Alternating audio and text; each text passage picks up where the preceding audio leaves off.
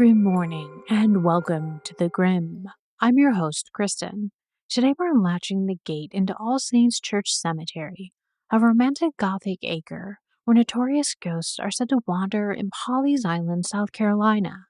Under canopies of moss, the grounds lie shrouded, a stage prepared for mourning and southern charm.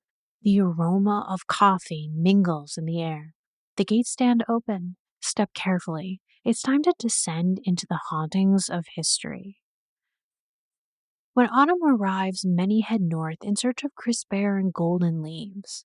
But for those seeking romance touched by horror with a gothic twist, fall in South Carolina offers something different.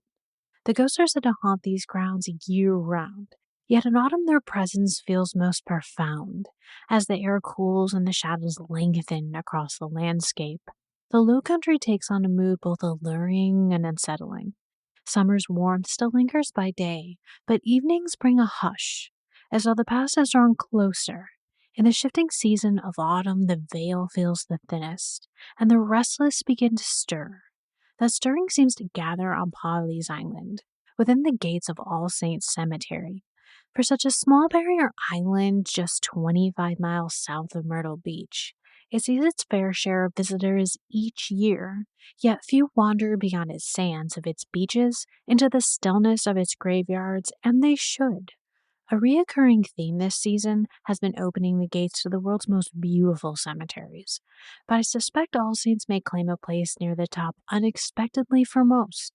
Its grounds feel as though they were lifted from a film set, steeped in southern antebellum charm with horror waiting just beyond the frame. Even the chapel feels uncanny, a modest building that seems scripted for a scene, and then it all converges in a single chilling detail. A hand-painted sign that reads, "The Holy Ghost is the only ghost we welcome here." It looks like something staged for the screen, yet is hauntingly real. If the graveyard wasn't enough, the barrier island itself carries the air of a horror film. Midnight Mass reimagined beneath moss-laden oaks. But before we descend into the notorious hauntings of these grounds, we first must trace their history. Like many southern towns, the surface shimmers with charm. Moss-draped trees, weathered gates, stories that seem most idyllic. Yet lean closer and that veneer cracks. Beneath it lies a darker, more tangled past, stitched with sorrow as much as grace. The past carries us back to 1739, when the congregation of All Saints first gathered in worship. Nearly 3 centuries have since drifted by, yet the echoes of those early voices still linger among the stones. The old church that endures today rose in 1917 from the ashes of its predecessor, consumed by fire just 2 years before. Its walls are bound with bricks salvaged from the Waverly Plantation rice mill, while wrought-iron gates, gifts from Dr. and Mrs. Henry Norris of Philadelphia, unfurl like black lace. Even the marble baptismal font weeps, offered in memory of their lost child Charles. In the adjoining ground, the names of old Carolina families carve themselves into stone: Alston, Flagg, LaBruce, Lechicote, Ward, Weston. Many monuments were shaped by the White brothers of Charleston, stone covers whose chisel turned grief into permanence. The Saints Parish walk-a-mile holds a central place in the history of Georgetown County. Created in 1767 from Prince George Parish, its beginnings were marked by both hardship and persistence. A chapel of ease had first been built on Pawleys Island around 1736, for the Waccamaw River made reaching the parish church by water perilous. In 1767, the House of Commons Assembly established an All Saints Parish and granted it 2 representatives, though King George III disallowed it just 3 years later. Only after South Carolina declared independence in 1778 was the parish restored. Since 1737, a parish church has stood on this soil. The 1843 brick sanctuary, cast in the Greek Revival style, was devoured by a fire in 1915. From its ashes rose the smaller 1917 church that still endures to this day. In 1991, the old church was drawn into the National Register of Historic Places, even as the present sanctuary was raised nearby in 1988. The churchyard was consecrated in the 1820s, its cemetery becoming the resting ground of Georgetown County's most storied sons and daughters. Here faith and grief have long been bound together, and the earth still exhales the weight of centuries past. We begin with Thomas George Pawley, a man whose life bridged the fragile beginnings of this place, and who the island is named after. Justice of the Peace, thrice elected to South Carolina's Assembly, he carried both authority and the burden in a colony still defining itself. Yet Pawley's truest legacy lies beneath our very feet. Through the land gifted by his family, 50 acres were set aside for an Anglican church, the seat of All Saints itself. With the soil for its foundation and sacrifice for its mortar, this sacred place was born. Pawley's gift was not only of land, but of permanence. From those early days of founding, we now move into the Revolutionary era, where we find a boy who became a statesman, Benjamin Hugo.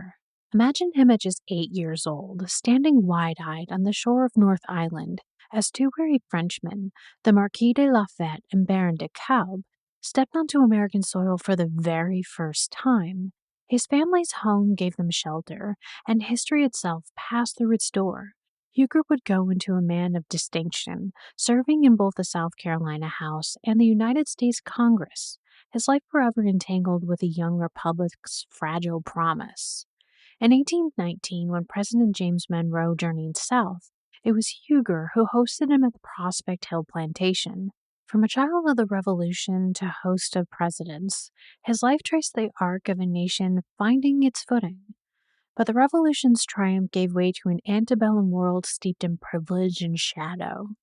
Nearby was Plowden C.J. Weston, born into staggering wealth, yet bound by duty. As a boy, he studied under the Reverend Gallieni in the shadow of All Saints before sailing to England to complete his education. Returning with the polish of an old-world learning, he inherited vast holdings: Hagley, Trueblue, Wecaw, Waterford, names that whispered both prosperity and bondage. One of the richest men in the South, Weston opposed secession, but followed Carolina's call when the war came, pleading himself to the Confederacy. Illness seized him in service, yet even as his body failed, he was elected to lieutenant governor, dying in Columbia before his term was complete. In Weston, we see the paradox of his age: wealth without immunity, power without escape. The centuries turned, and All Saints welcomed a different type of figure, one who fought in the skies rather than on the fields, and whose battlefield later became the page. James Dickey served as a fighter pilot in World War II, his youth spent against a fury of Japan's rising sun. When the guns quieted, his voice found thunder in verse. A teacher, a poet, the nation's consultant in letters, he read before Congress and at the president's inauguration. Yet it was his novel, Deliverance, that burned his name into American memory. It told of wilderness and terror haunting readers long after the final line. His grave lies within the serene grounds, though his words continue to ripple outward, unsettling as a stone dropped in water. And finally, we come to a man who steered not through verse, but through politics and storm. Governor Carroll Campbell Jr. rose to the chambers of the State House to the governor's mansion, twice elected to lead South Carolina through prosperity and peril. He brought industry to its soil, coaxing BMW to build in Greenville County, reshaping the state's future. But perhaps he is remembered most for the tempest, Hurricane Hugo, that battered the coast in 1989. In its wake, Campbell's steadied hand guided recovery, earning the respect of all those who looked at him in desperation. Yet even for a governor, even for a man lauded in life, the end is still the same. Beneath stone and earth, he rests alongside poets, planters, patriots, and pioneers. The coast of South Carolina is beautiful, yes, but beauty here has always worn a veil. Beyond the tide's smooth sands and moss-draped oaks, shadows stir. Out upon the beach, where the horizon dissolves into gray, a cloaked figure wanders. They call him the Gray Man. No one knows his name, only his sorrow. Once he was the son of a wealthy rice planter, set abroad for education, a future mapped before him. But on his ride home to his beloved, fate claimed him. His horse fell, and the young man never reached her door. Shattered by sorrow, she saw him again in her dreams.